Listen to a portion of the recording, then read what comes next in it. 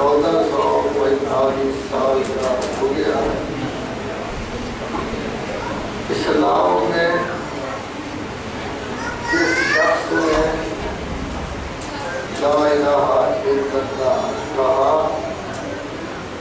تو وہ تفریقہ سے نکل کر، گروہ بندی سے نکل کر، قبائلی تعصب سے نکل کر، لسانی وطنی تعصب سے نکل کر ایک نئی امت کا پہلا فرد بنا۔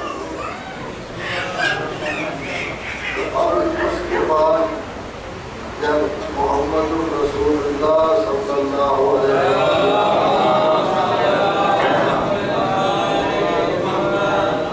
کلمہ آیا تو یہ لوگ جو اس کلمہ کو پڑھتے تھے وہ ایک نئی امت کے فرد بن جاتے تھے، جس کے بارے میں قرآن یہ کہتا ہے اِنَّا هَٰذِهِ أُمَّتُكُمْ أُمَّةً وَاحِدَةً، میری یہ امت ایک ہی امت ہے، وَأَنَا رَبُّكُمْ، اور میں تمہارا رب ہوں۔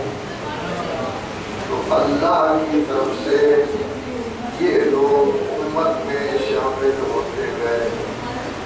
جو لوگ امت میں شامل نہ ہوئے ان کا لقب کافر اور مشرک ٹھہرا یا بت پرست ہوا۔ جو لوگ امت میں مخلصانہ نہیں آئے ان کو منافق کے نام سے تعبیر کیا گیا۔ تو کافر و مشرک ظاہر بظاہر مخالف، غیر مخلص منافق کے عنوان کی وجہ سے اندرونی مخالف۔ لیکن جو لوگ قلب و جان سے کلمہ پڑھ کے اس امت کے فرد بن گئے ان کو عنوان دیا گیا مسلم۔ توجہ فرما رہے ہیں؟ گویا عنوان مسلم دیا گیا، البتہ غدیر خم کے واقعہ کے بعد مسلم کے علاوہ ایک اور عنوان چلا جس کو کہتے ہیں مومن۔ گویا کافر مشرک ایک طرف ہو گئے، منافق ملنے کی کوشش کرتے رہے لیکن دل سے مخلص نہیں تھے، قرآن نے انہیں منافق کہا۔ صحیح لوگ وہ ہیں جن کو کہا جاتا ہے مسلم اور مومن۔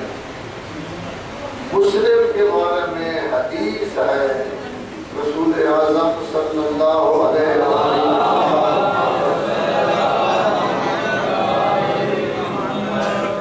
کہ مسلم کا بھائی ہے، اور رسول اعظم نے ایک مسلم کو دوسرے مسلم کا بھائی قرار دیا۔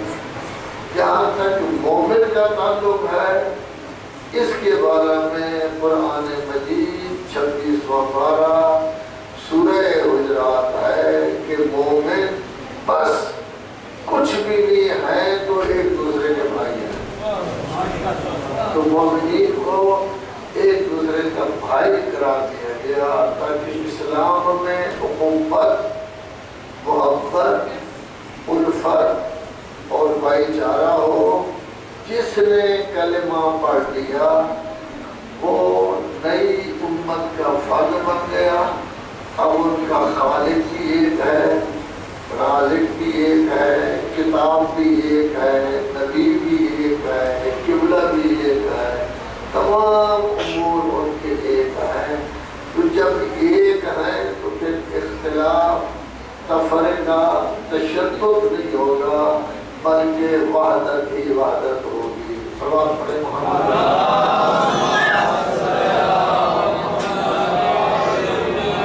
زیادہ وقت نہیں لینا، صرف 3 آیتیں پڑھوں گا کہ جس میں یہ ہے کہ ہم اگر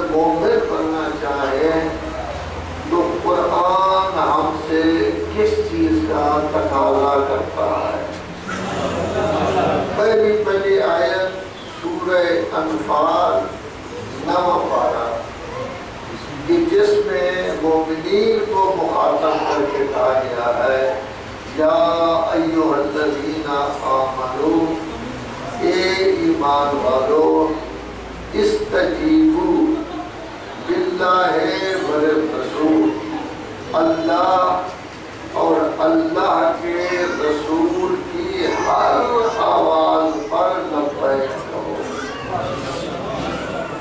تو مومن کی پہلی نشانی کیا ہے کہ اللہ اور رسول کی آواز پر لبیک کہنا۔ اللہ ہمیں آواز دے گا تو ہم تو سو نہیں سکتے، تو رسول اللہ نے ہمیں بتایا ہے کہ یہ اللہ کا فرمان ہے، تو مطلب کیا ہوا؟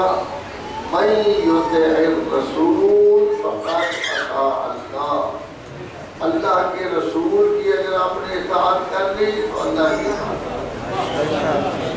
اور اللہ نے اپنے رسول کو اتنی اہمیت دی کہ اسی سورہ انفال میں ارشاد فرمایا وما رمیت اذ رمیت ولکن اللہ رمی، جب آپ نے تیر مارا یا پتھر پھینکے تو آپ نے نہیں پھینکے، اللہ نے پھینکے۔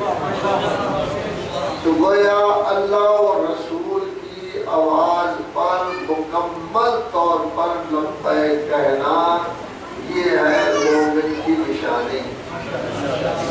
اب ظاہر ہے کہ ہم مادی دنیا میں رہنے والے ہیں، خدا بھلا کرے آپ لوگوں کا، اپنے وطن کو، خاندان کو، رشتہ داروں کو، عزیزوں کو، محلہ کے حضرات کو، دوست احباب کو چھوڑ کر ہجرت کر کے آپ اٹلی میں تشریف لائیں۔ عام طور پر تاثر یہ ہوتا ہے کہ پاکستان سے آنے والے لوگ صرف رزق کی کمائی کے لیے آئے ہیں، ہوتا ہے نا یہ تاثر، لیکن حقیقت یہ نہیں، رزق تو ہر جگہ ملتا ہے۔ بارہویں پارے کی پہلی آیت ہے زمین پر چلنے والی جو چیز ہے، چینٹی سے لے کر ہاتھی تک، درمیان میں ہم بھی آ جاتے ہیں، ان کے رزق کا اللہ ضامن ہے۔ در حقیقت آپ کی آمد کا فائدہ کیا ہوا؟ آپ کی آمد سے کیا ملا؟ کہ جب تک آپ نہیں تھے یہاں اللہ و رسول و اہل بیت کا نام لیوا کوئی نہیں تھا۔ آپ ایک آدمی آئے، کچھ کام شروع کیا، دو ہوئے تو اور کام شروع ہو گیا، زیادہ ہوئے تو اور کام شروع ہو گیا۔